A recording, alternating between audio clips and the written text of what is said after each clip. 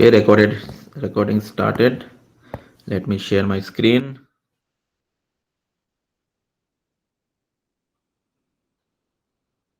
I hope the screen is visible. Yes, sir. Okay, thank you.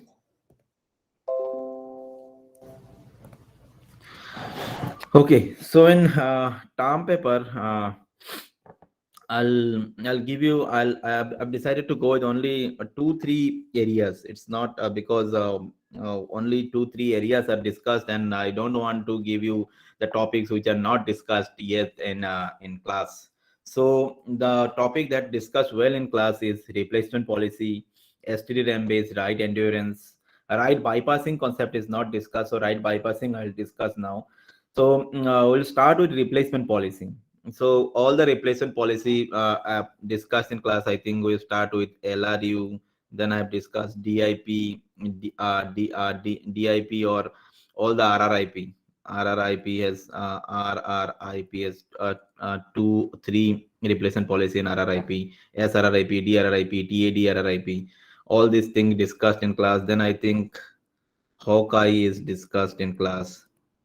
So all these thing replacement policies are discussed, but to go for if you want to do term paper in this area, then you need to explore something more, because in term paper there are three phases. First phase is literature survey. So in literature survey, at least you need to study 10-12 paper by your own. So that will not be maybe I'll share one or two more important paper in replacement policy, but then you have to search by your own. You have to find out some interesting paper. All must be recent, because if you there is no point of reading or understanding a paper from 2010, because whatever you will propose, this proposal must be new. So you start searching paper which are published starting from 2018, 19, 20, like not older than 2018.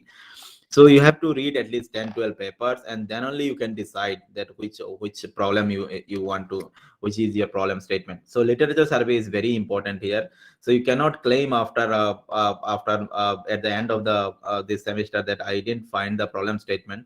So if you are not getting a problem statement, that is fine, but before getting this, you should read at least 10-15 papers. After reading this, if even if you are not getting a problem statement, then you can always discuss with me or Prathamesh that, see, I have studied this paper. So if I here in term paper, it doesn't mean that I'll give you all the things that this is the expected output and all. But see, this is research, right? Term paper is research, and no one knows how much successful you will be in proposing a new statement, right? So it's not like that if you don't propose, and you will not get marks. It's not like it. Here, only thing that will be visible is your effort. How much effort you have given.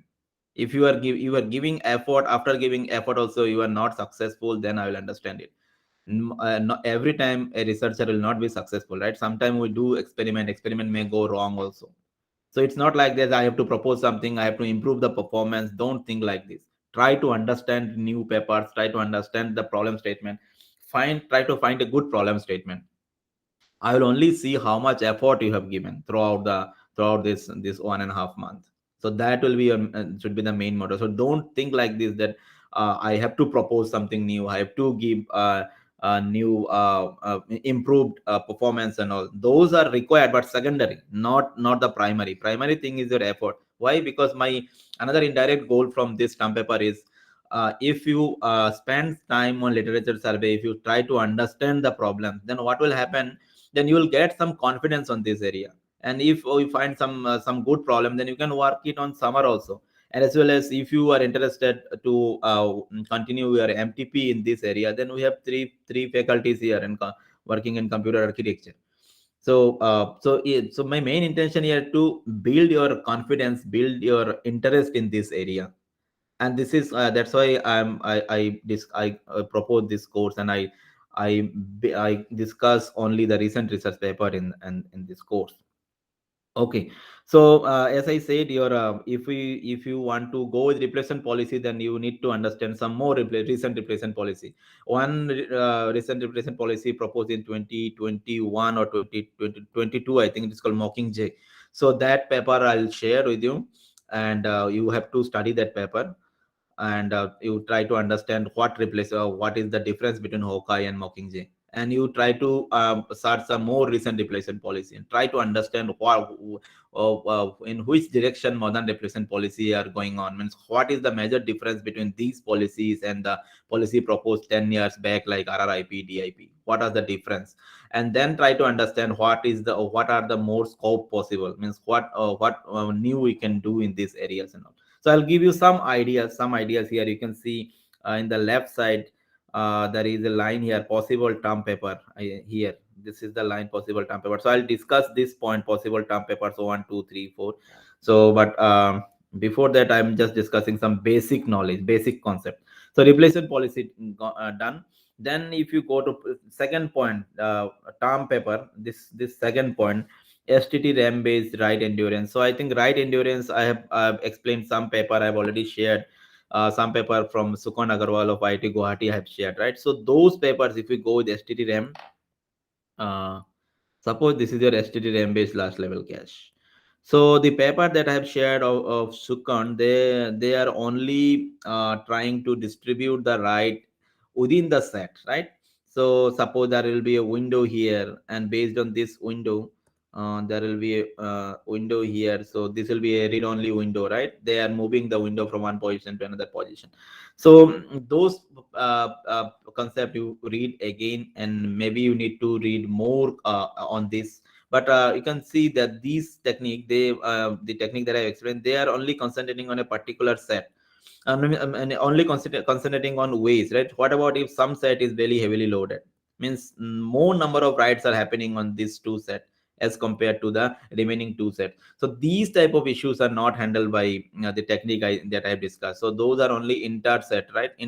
Intra set right variation is not covered. So you can think about this, that is it possible to propose a technique which is covering both interset and intraset? And whenever you want to propose something, don't just directly start proposing a new idea, because if you are proposing a new idea, then it must be it must be new, or new in the sense that it should be it should be a new concept which will improve the performance compared to the existing technique.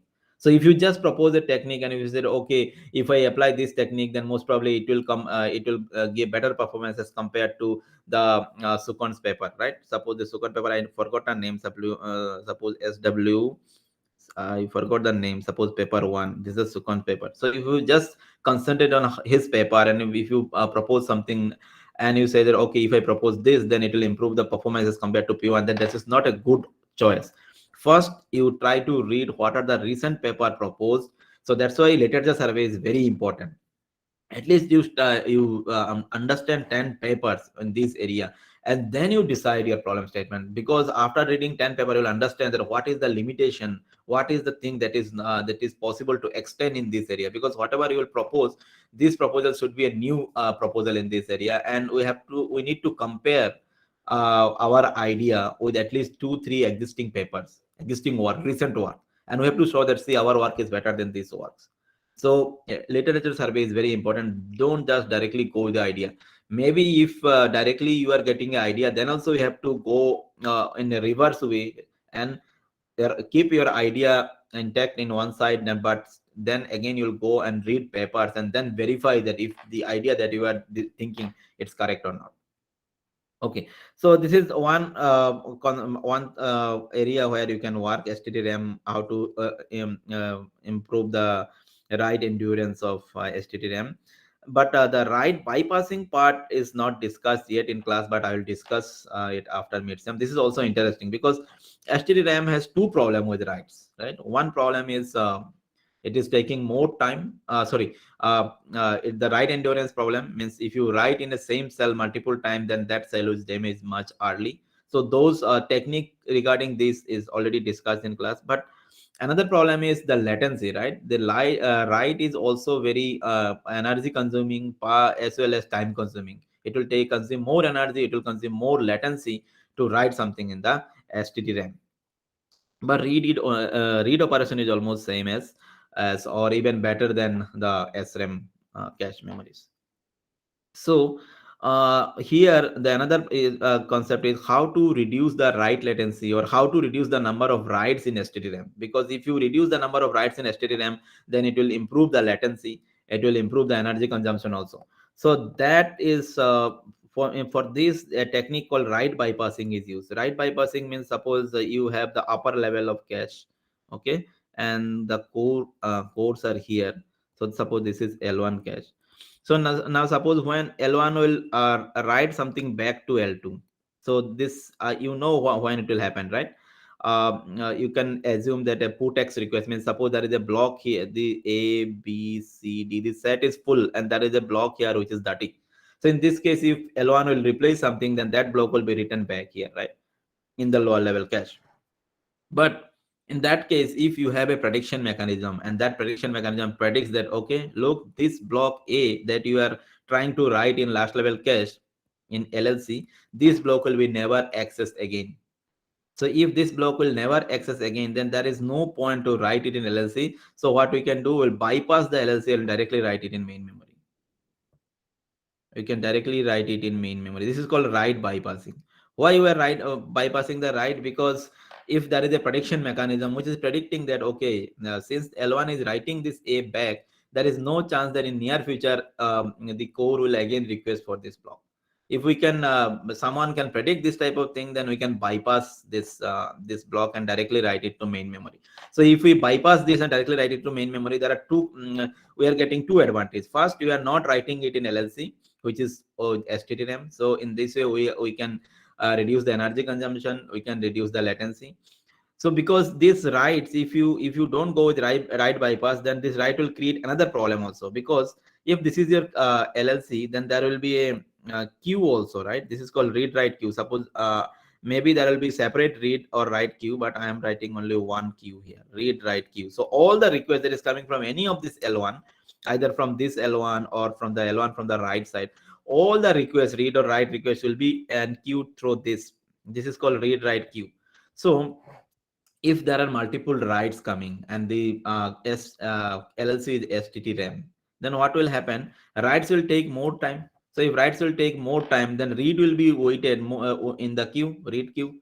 Or even if there is separate read write queue, then also if there are more writes, then it will take more time to perform the write operation. So in that case, the queue will be congested, right? So the queue congestion is another problem. Suppose, so if this queue is congested full now, then what will happen? It will back propagate this information to the MSHR of this L1 to MSHR of this L1. So ultimately it will stop the entire execution process. Because if this queue is full, then it will send a back message to here, right, that don't send me any new request because I'm full. So in that case, if this MSHR is also full, then what will happen? Ultimately it will also back propagate, and it may be possible that the program execution may need to be suspended for some time. So these type of issues may occur, which is not possible in SRAM based LLC, where a read and write takes same time. Okay, so that's why there is the new technique. There is an area called write bypassing, where people work that how to efficiently bypass. Because why efficiently? Because if the example that I've given for block A, if you give a wrong prediction and it's like that you are bypassing it and writing it in main memory, so it means that updated copy is not in cache now, right? Because you bypassed it. But what about if immediately after some time someone is requesting for A? In that case, there will be miss and you have to go to main memory, right? So in that case, it's a loss. So it's the same way that your prediction must be accurate. So that's why many people are working in this area, that how to efficiently bypass. Means it should not affect the performance and it should give better result also. So the main motive here, or main formula here, is that sometime it is possible, if you go bypassing, then you are directly writing it to main memory, right? So the advantage here is because of this queue, because in that case the queue will not be congested early. So more detail you will understand, because I'll discuss this most probably in next week, and I'll also share some paper on it. So you can also think something new on write bypassing, or maybe you can combine the ideas of endurance and write bypassing. That is it possible to combine both and propose something new. So these are the two important areas, replacement policy, where you can continue your term paper. Okay, so this part is done. Then there is a security angle. I'll give security angle. I so far in this course I have not discussed anything related with hardware security or memory security. Why? Because there is a separate elective course going on and for hardware security, and it is taken by Dr. Kalyan. So but there should not be any overlapping. So that's why mostly I am only concentrating on performance part of memory and not the security issues. But security is a very interesting area, and nowadays it is a very hot research area also. So if you want to explore in this area, if you want to know, then it is also possible, then it is also a possibility. So you can also do your term paper in the hard memory security areas, and these are very interesting means because so far whatever people proposed means, for example, just take the replacement policy starting from DIP, RRIP, Hawkeye, everything. When they proposed, they didn't think about, they assume that the world is innocent.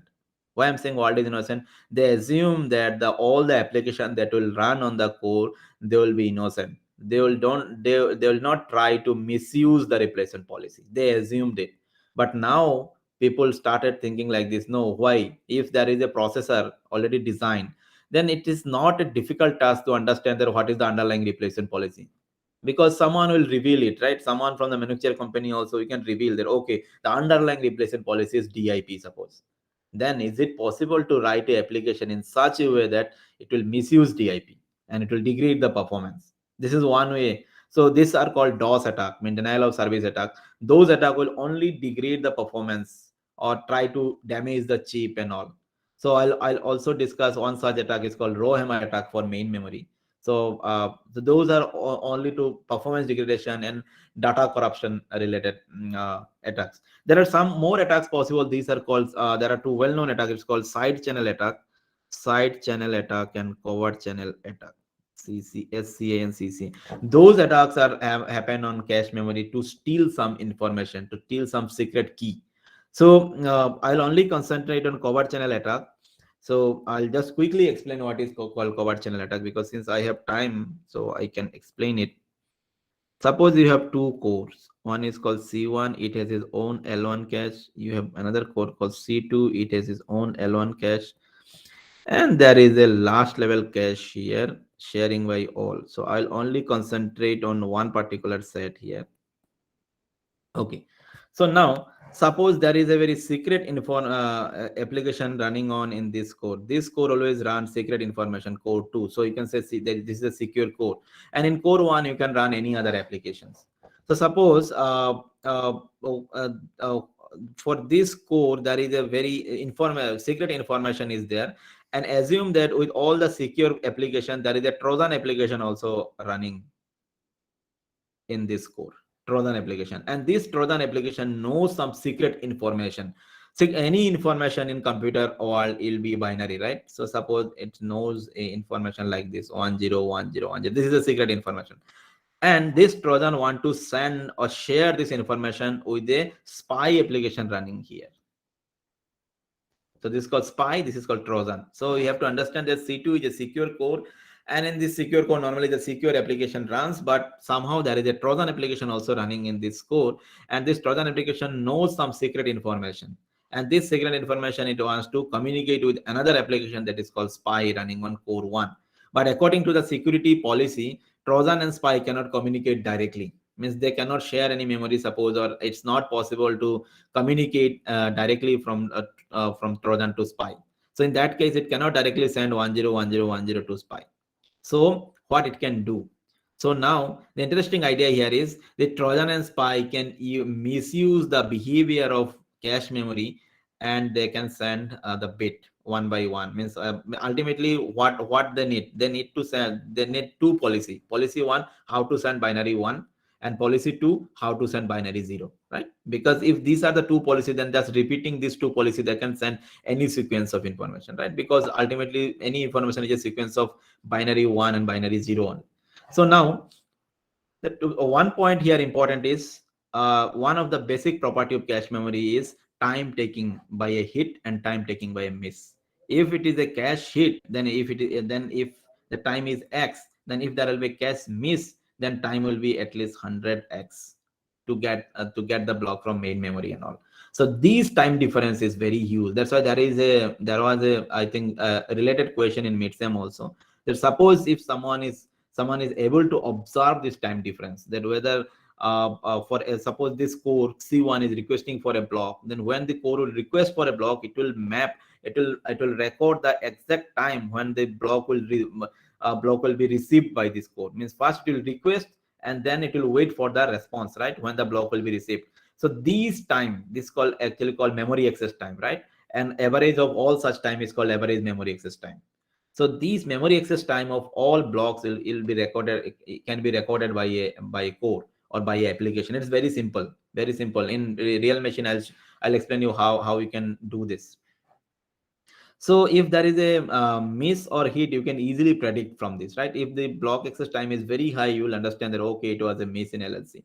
And if it is less, then you will understand, okay, it's a hit in LLC. Now this hit and miss time difference will give you a way to send binary 0 or binary 1. How? So I'll explain you a attack called prime probe attack. So in prime phase, so before starting any of this, both spy and Trojan will create a eviction set, so called eviction set spy. So in this there will be block address, suppose A1 to a suppose A8, like this. So assume that these are the blocks and all these blocks are mapping to set number 1.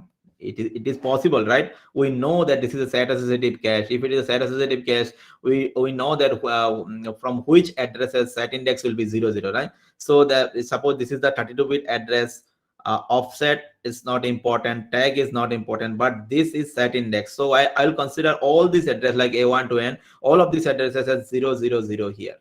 It means that all these addresses will map to a particular set only. It is possible, right? So this eviction set of spy will like this, and similarly there will be eviction set for Trojan also.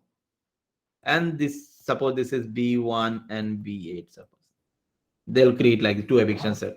Now they will start a prime phase. Suppose in prime phase, what will happen? This spy, remember spy is running in core 1. So in prime phase, the spy will request for all this block A1 A2 till A8, suppose. So what at that time what will happen? The blocks are not in LLC, right? So one by one I will move this block from main memory to LLC like this: A1 A2 A3 A4 then A8, suppose. All the blocks will be available like this here. Okay, and then the prime phase is done. This is called prime phase. So after prime phase, all this block A1 to A10, the eviction sets of block of eviction ES spy block will be available in set 0 of LLC. Now the next phase is called wait phase. In the wait for spy. So in this phase, Trojan will do his work. In this phase, if Trojan want to send binary 1, suppose, then it will not do anything. It will not do anything. So binary 1, in case of binary 1, it will not do anything, nothing. If it will not do nothing, then the cache set will be remain same, right? All the block A1 A2 A2 will be remain in the set. And if it will want to send binary 0, then it will request for his own ES Trojan. It will request for his own block. So if it will request for his own block, then what will happen? All these blocks will be removed, right? According to replacement policy. If it is replacement policy is LRU, then all this block will be removed. And in this, the block of Trojan will be placed, because both those blocks are mapping in the same set, and according to replacement policy, suppose if the block replacement policy is LRU, the old block will be removed, right? So in case of if you want to send 0, then this will be the case. This will be the case. Then request ES Trojan block. Now prime done, wait done, then the probe phase. In probe phase, the spy will again request for its own block, that is A1 to A8. It will again request. Now what will happen? If Trojan wanted to send 0, then at that time it has done nothing. So it has done nothing means during the probe phase, all the block A1, A2, A3, A8 are still in cache, right? And that case, all will be hit. So time will be less. So the spy will understand that, okay, Trojan want to send me binary 1. And if it is a Trojan wanted to send 0, then Trojan must have changed the set 0, and now all the blocks of Trojan are now available in set 0. So at the probe phase, when spy will request for its own block again, that is A1 to A8, all this block will be again missed in cache, and the time taking will be very high. So the time difference will be high. So the spy will understand that okay, the bit that the Trojan want to send is zero. So in this way, Trojan and spy can establish a covert channel. This is called a covert channel communication, and they can send the information. So this is one way. This is called prime probe covert channel attack. So in this way, the side channel attack is also possible, but I'm not discussing side channel attack here because I don't want to complicate the thing. If you understand this point, then it is fine that how to establish a covert channel attack. So this is how you can establish a covert channel attack. Okay, so now maybe I'll discuss more on about covert channel attack in this course. But if even if, after this lecture, if you need any more information on covert channel attack, and then you let me know, I'll explain you. This is very interesting, right? Because just it is using the existing policy. So now there are some small questions. First question is, sir, how the spy and Trojan application can be built? Building these applications are not very tough. So first thing is, maybe you'll say how the eviction set will be created. Let me give you an idea. Suppose this is your spy.c. This is a program. So in this program, first you allocate a huge memory using malloc. Suppose you go with suppose a equal to malloc, and you allocate a huge memory using malloc. So this memory is available for this application. Now from this memory, you know the base address, right? Because if this is an array, you know the base address. So starting from the base address, one by one, you have all the addresses, a1 to suppose a100 or 8000. All the addresses are available. So from all these addresses, one by one, you take one address, scan it, and find out what is its set index. If the set index is not 0, ignore it and go to the next address. So somehow from this huge address space, you can easily find out an eviction set. This is the technique they use. First, they use malloc or mmap. They create a huge, reserve a huge memory for this application, and then from this memory, one by one, all the addresses they scan, and then they create the eviction set like this. And once the eviction set is created, then from C program, inside the C program, you can run assembly language code also. So somehow they will request for this block using the assembly language code inside the C program, and they will also note the total time required. Those are possible. Those are possible from assembly language only. So there are instructions available for this. So from now, one by one, you can send these blocks, this A1, A2, and up to A8, and then you can wait for the response time. You can measure everything. So everything you can done from a spy.c file by writing a C program only. Same, you can write a Trojan.c program also, and you can do this type of attack. And this type of attack is possible in real machine. You can do that. If you want to know more about this, then you can discuss with Jaspinder Kaur. Jaspinder Kaur is my PhD student. She is not the TA of this course, but if you want to know more about this side channel attack and how to create this spy and Trojan, you can discuss with her. Okay, so now what are more concept? I think, yeah. So side channel and covert channel I have explained, but if you understood it, I assume that the underlying replacement policy is LRU. If the underlying replacement policy is not LRU, suppose the underlying replacement policy is BIP, then do you think the prime probe attack is possible? Or if the underlying replacement policy is RRIP, then how the prime probe attack is possible? All these things can be explored in term paper. This is also a possible option, because if you see most of the attack or most of the side channel covert channel attack proposed, they assume the underlying replacement policy is LRU. If the underlying replacement policy is BIP, then maybe every time it is not possible to remove all the blocks, right? Suppose initially I said that here A1 to A8 are there. Now in this case, if Trojan requests for his own block, then if LRU is there, then all the blocks of this A1 to A8, everything will be removed, right? But if the underlying replacement policy is BIP, also a DIP, then we know that DIP means sometime it will it's every time it will not evict the LRU, means insertion policy is different, right? So it may be possible that if you are going with DIP, then after requesting all the blocks from Trojan, then it may be case like this: a B1, B2, B3 is there, but there are some A blocks that remains. It may be possible. So in this case, do you think the prime probe attack is possible or not? You can explore this area also. But now main question here is, whatever attack I explained, I said that you need to run it on real machine. And if it is not real machine, you can either go with a full system simulator also, right? Full system simulator means gem 5 or something. Those simulator, in those simulator you can write a real execute a real application like a real machine. But the simulator that I have given you, it says it's gem sim, right? It's a trace based simulator. This is a very easy simulator. So how this trace based simulator works, that I am again explaining here. Why to make the idea simple. Suppose trace based simulator means you will have a set of addresses A1 to A, suppose 8000. These are the set of addresses. Okay, these are the set of addresses available. So trace based simulator means there is this there is a cache memory, and one by one you will pick this address. The index, set index and all based on this set is where in which set it will go. Suppose it is going to set 1, then you will allocate it in set 1, right? If the next one is A2, based on this set index it is going to next set, then you will allocate it in set 2, right? This na. So in this way, based on this trace, you can allocate the blocks. And if when the cache will be full and you want to allocate a new trace like this, then you can replace something. So you can simulate the behavior of a cache if you have the trace. Okay, if you have the trace. So now, when I have when Prathamesh explained you the ChamSim simulator, it had also given some traces like from some benchmarks. So what are those traces?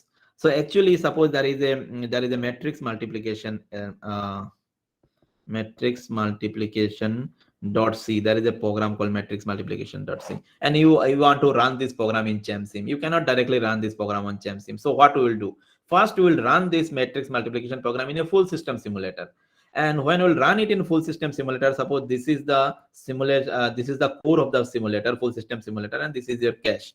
So if you run this matrix multiplication dot c in this code, then we'll record all the requests that is coming out from this C1. That which address it is requesting. First, it is requested A1, then maybe A2. All the requested will record in a file, and this file is called trace. And we'll create trace from a full system simulator, and this trace will use in ChamSim. So the trace that you are getting from here in ChamSim, they are either designed from a full system simulator or from a real machine. Okay, so I hope you are understanding what is called trace, because understanding the concept of trace is very, very important if you are working on ChamSim simulator. Now the question is, instead of running the benchmark traces, you can write your own trace also, right? If you understand the input and input format of trace, because if you just go to the ChamSim simulator, definitely there will be a program or a code segment where it is taking input, it is taking the trace file as a input, and it is parsing that input file and all. Now, if you understand the format of that in trace file, then you can also write your own trace. Trace means you can arbitrarily write some address like this, right? And this can be a trace. So you can write your own trace, and you can also run the trace in the ChamSim simulator. So this point is important. Why? Because if you want to work on these security issues like prime probe and all, you have to design the traces by your own for the attacks. Because here you cannot write spy program, you cannot write Trojan program, right? But you can write some traces. So I'll say technically in ChamSim, working in security is easy. You don't need to write a spy program. You just design a trace that it can perform the attack. Okay, so now I'll show you some more interesting thing here in security issues. I'll not discuss about the attacks here, because covert channel attack is for leaking some information that I said, right? There will be some more attack that I said. Those main intention is to degrade the performance. For example, the DIP replacement policy, right? We all know about DIP. DIP means either it will go with LRU or it is go with BIP. That we already know, right? Is it possible for an attacker that somehow the attacker will force this DIP to every time go with LRU, not with BIP? Is it possible? Or if it is possible, how can it be possible? You understand what I am saying? The DIP has two replacement. Either it is going with LRU, or either it will go with BIP. But based on the behavior of the application. So suppose there are so many cores going on. Suppose there are 10 cores are there, okay, and all the core are sharing this last. So maybe based on all the application running in this code, maybe at this moment BIP is a better choice. But if there is an attacker application running on a particular code, is it possible for this type of application that will force to follow LRU? So this type of attack possible. Suppose how I'll explain. Let me assume that this is your set associative cache. So how this DIP concept applies? There are some sets here, right? Reserved. There will be some set here. In some sample set, they will always run LRU, and in some sample set, they always run BIP, right? And based on the behavior of LRU and BIP, the rest of the set, the replacement policy will be decided based on these two parts, LRU and BIP. Okay, so the first assumption, suppose assume that attacker knows that which are the set from this last level cache are using a set. Assume that these suppose the first 32 sets are used for LRU and next 32 sets are used for BIP. This information is known to the attacker. As I said, when we'll work on security, we take some assumption. We assume that whoever designed this processor, some employee or someone may revealed it. So now in that case, if we already know that first 32 sets are for LRU, then what the attacker will do? Attacker will create an application, and suppose attacker is running on C1. So attacker will create an application in C1 in such a way that it will only targeting these sets in LRU. And in such a way, it will target that most of the time it will get a hit in this. So it will create a target set, it will create a eviction, it will create a trace in such a way, or it set sequence of requests in such a way that every time it is requesting to this 32 set, and most of the time it is getting hit in the LLC. So what will happen? Every time when the comparison of BIP and LRU will be taken, then you will say, oh, LRU is giving less misses, so let us apply LRU for the remaining set. So in this way, you can misuse the behavior of DIP. So this is just one example I'm giving. Maybe one question you will ask, sir, what about if I don't know that which set, or what about if the sample set are taking randomly? So that's why there was a question like this in exam, right? Can you find out that which replacement policy is currently going on, LRU or BIP? Very simple. If there is a code attacker application running on C1, then it can create a eviction set targeting a particular set, any of this set, maybe this set. Then it will send a scanning application, or it will send a sequence of traces. Suppose A1 to A8, suppose, right? A1 to A8. Okay. And if this is LRU application, suppose A1, not A1 to A8, maybe a larger trace. So in this case, if it is a LRU application, then it will remove everything, right? Suppose maybe not A1 to A8, maybe A1 to A16 or something. And if it is a BIP application, then it will not evict everything. Suppose A1 to A8, then again it will request for A9 to A16, suppose. And then again, if it's try to request for its original A1 to A8, then if the underlying replacement policy is LRU, then everything will be get vanished when it was served this. So there will be all misses. But if it was a BIP, then first when it will request for A1 to A8, and then when it was serving A9 to A16, it may be possible that some of the block from A1 to 8 remain in the cache. So the number of misses may be less. So in this way, it can guess that whether the replacement policy is LRU or BIP. So these type of so all these things that I'm discussing, so these attacks are possible because when the replacement policy are proposed at that time, people didn't imagine that someone will do this type of thing also. So the concept I've explained is for DIP. This type of concept may be possible in DRRIP also. What about in Hawkeye? What about the new replacement policy? So all these things you can discuss here. Only intention, you can see here, we are not trying to leak any secret information. Here working security areas in this angle is easy. Here we are only trying to misuse the existing replacement policy, how to misuse it, how to degrade the performance. So all these type of attacks are called DOS attack. You can think about DOS attacks also. Then maybe you can think about UCP partitioning. So you know about the partitioning, right? UCP, and UCP also use some utility monitors based on some selective set. If someone knows that which are the set using for the utility purpose, right? So maybe the attacker will purposefully send the request to these set in such a way that it will get more partition compared to other. And that the partition will happen in that case is not the actual partition. Maybe the other application demands more, but since it is only targeting in such a way, targeting the sample set in such a way that it is giving a false prediction or false assumption that, see, I want more blocks, I want more space. So that may be also possible. So that's why all these problems are open for you. You can also go with security areas. And one more thing, Prathamesh will also take one session, and Prathamesh will also explain some more area means problem in this area, means what are the other problems that may be possible, and how you can work in this area. Another interesting thing is, you have already understood the STT-RAM and all, right? So how to reduce the write endurance and all. What about if there is a application which is a attacker application, which is who understand the how you have designed the STT-RAM, and it is trying to bypass this technique, and somehow it is still writing in some cell multiple times, and it is still damaging. So it is also an attack, right? Or otherwise, I think I explained that right bypassing technique. So in right bypassing, I said that there will be a prediction which will predict that, okay, this block need to be bypassed, or this block need to be not to be bypassed, right? So assume that there is a attacker application which already know that which how the prediction mechanism is designed. So it may be possible that this attacker application will send write requests in such a way that all these blocks are important.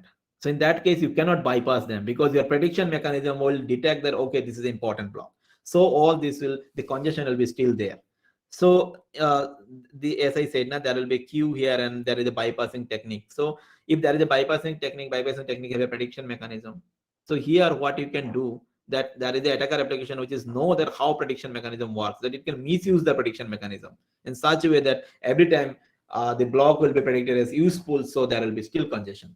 So you can think about this. The area is fully open, and very less work is done in this area, because you can see I have discussed paper from 2007 to 2022, and all this year, whatever design, most of the paper of STT-RAM, right improvement, replacement policy, partitioning, all this work done assuming the world is innocent.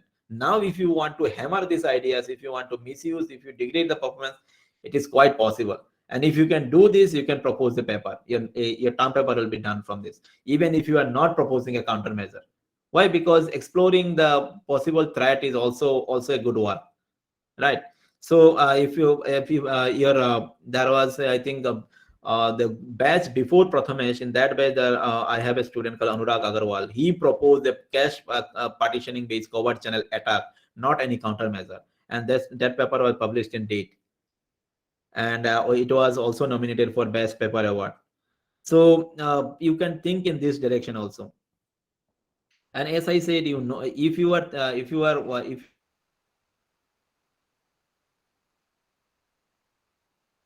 start partial result, then also it is fine.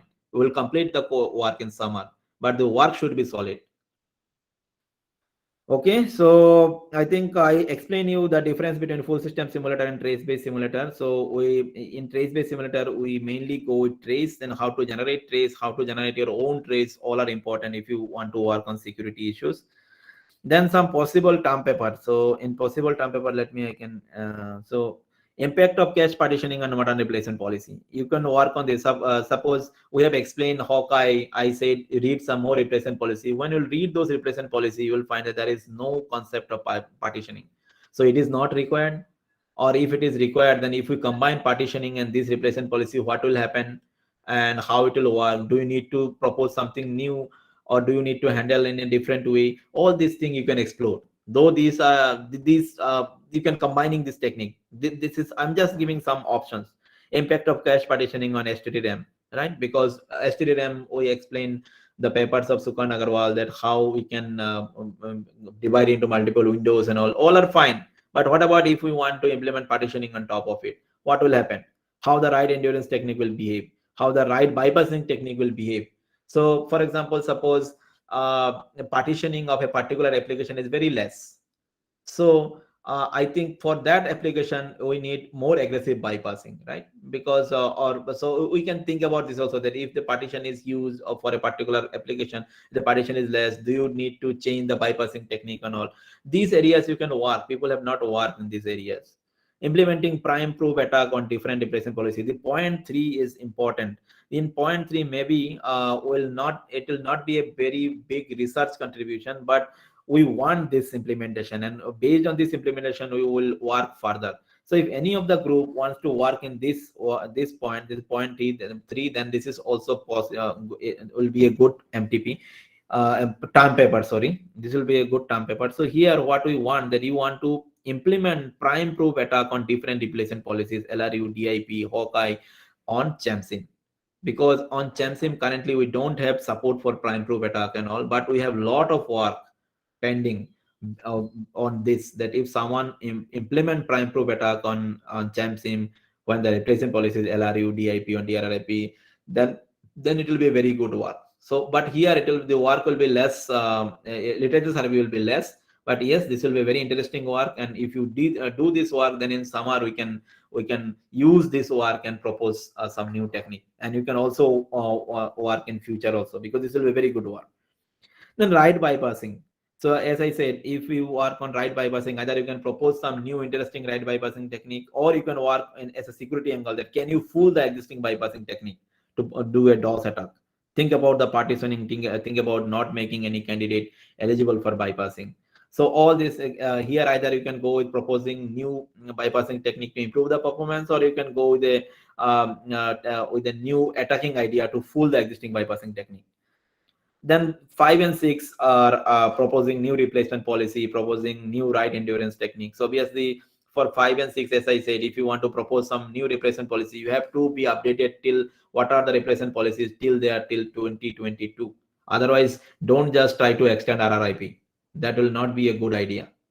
So that's why I said you no need to quickly just within 10 or 1 week or 2 week, it's not required that you have to finalize your problem statement. Before finalizing the problem statement, take your time, read some research paper, and give us update. We will take one maybe at the end of this month we'll take that what is the update. So we'll evaluate your progress.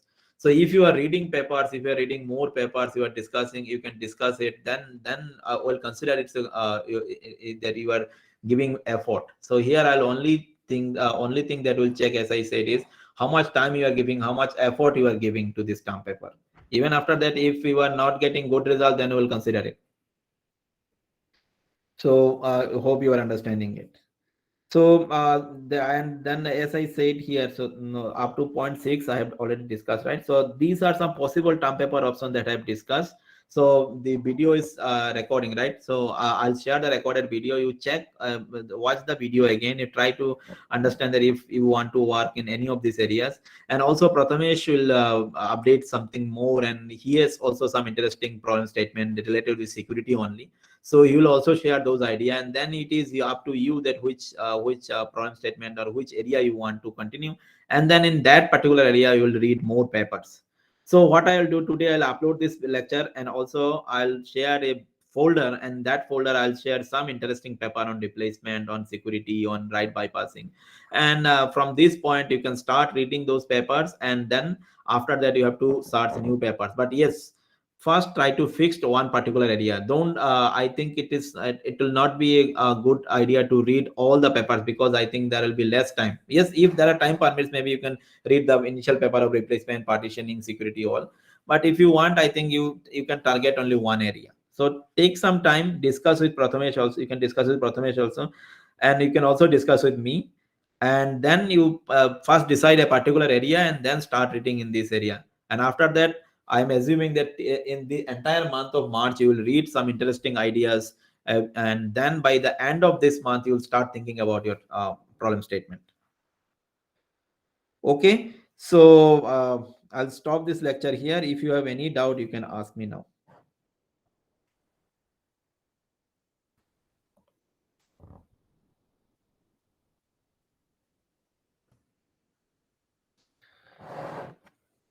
And I think if there are any PhD student here, and if you are working already in securities and all, then I to save your time, what I'll propose, if you want to just means continue the work that currently you are doing, and you want to include it here, then if it is related to memory, then I will allow. Otherwise, I can understand if you are already doing some research in some area, then I don't want to waste your time that here you will do something completely new, It's not required. Even if you want to work on a different simulator, then also it is fine. If it is related to memory, I'll consider it. So that point is important because I don't want to waste your time unnecessarily. Any other questions?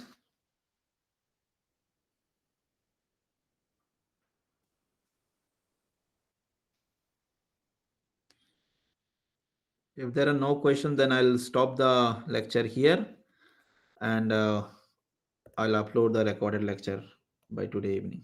Thank you for joining. You may leave.